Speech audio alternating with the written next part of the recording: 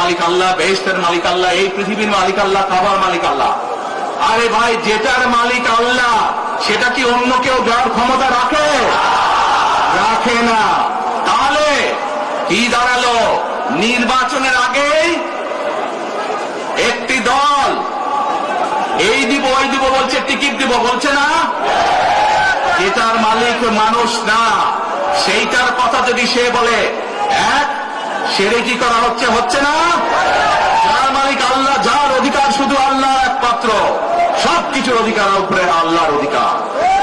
কাজেই আগেই তো আপনাদেরকে ঠকাচ্ছে, নির্বাচনের পরে তাহলে কেমন ঠকাবে আপনাদেরকে বোঝে নেবা। শুধু ঠকাচ্ছেই না মানুষকে, যারা মুসলমান তাদেরকে শিরকি করাচ্ছে তারা। নাউযুবিল্লাহ। প্রিয় ভাই বোনেরা, কেউ কেউ বলে অমুককে দেখেছে, তমুককে দেখেছে, এবার একে দেখেন।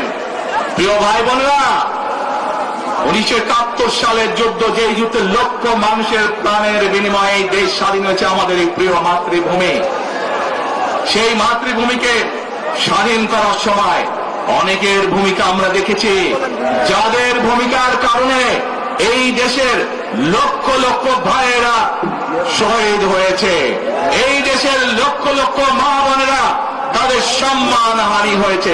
কাজে তাদেরকে তো বাংলাদেশের মানুষের মধ্যে দেখেই নিয়েছে। এখন প্রিয় ভাই বোনেরা, এই কুফরির বিরুদ্ধে, এই হঠকারিতার বিরুদ্ধে, এই মিথ্যার বিরুদ্ধে আমাদেরকে ঐক্যবদ্ধ হতে হবে। আমাদেরকে ওই যে টেক ব্যাক বাংলাদেশে থাকতে হবে। আমরা দেশকে স্বৈরাচার থেকে মুক্ত করেছি, এখন মানুষের অধিকারকে প্রতিষ্ঠিত করতে হবে। শুধু ভোট, শুধু কথা বলার অধিকার প্রতিষ্ঠিত করলে হবে না, মানুষকে স্বাবলম্বী করে নিজের পায়ে গড়ে তোলার ব্যবস্থা করতে হবে। প্রত্যেকটি মানুষ, বাংলাদেশের মানুষ যাতে ঠিকভাবে, ভালোভাবে খেয়ে পড়ে বেঁচে থাকতে পারে, প্রত্যেকটি মানুষ যাতে নিরাপদে রাস্তায় চলতে পারে, সেই ব্যবস্থা করতে হবে। সেটাই হচ্ছে টেক ব্যাক বাংলাদেশ।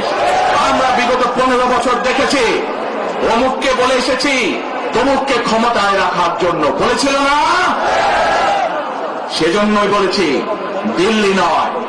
আমরা দেখেছি যারা 71 সালে ছিল তারা কাদের সাথে লাইন নিয়েছিল, যাদের কথা একটু আগে বললাম, যারা মিথ্যা কথা বলে ঠকাচ্ছে মানুষকে, আমরা দেখেছি তাদের আস্তানা কোথায়। সেজন্যই বলেছি, যেমন দিল্লি নয়, তেমন পেন্ডে নয়, নয় অন্য কোন দেশ, সবার আগে বাংলাদেশ। এবং যেহেতু আমরা বিশ্বাস করি দেশের মানুষই হচ্ছে আমাদের রাজনৈতিক সকল ক্ষমতার উৎস, সেজন্যই আমরা দেশের মানুষের ভাগ্য উন্নয়নে বিশ্বাস করি। এবং সংক্ষেপে আপনাদের সাথে যেই কথা বললাম, শুধু ভোট এবং কথা বলার অধিকার না, বিএনপি চায় আপনাদের দেশের মানুষকে অর্থনৈতিকভাবে স্বাবলম্বী করে দিতে, দেশের নারী সমাজকে, মা বোনদেরকে, দেশের যুব সমাজকে, দেশের প্রত্যেকটি কৃষক সহ প্রত্যেকটি শ্রেণী পেশার মানুষকে বাংলা বিএনপি চায় আগামী দিনে ইনশাআল্লাহ সরকার গঠন করে প্রত্যেকটি মানুষকে স্বাবলম্বী করে গড়ে তুলতে। প্রিয় ভাই বোনেরা, সেজন্যই আমরা আরেকটি কথা বলি,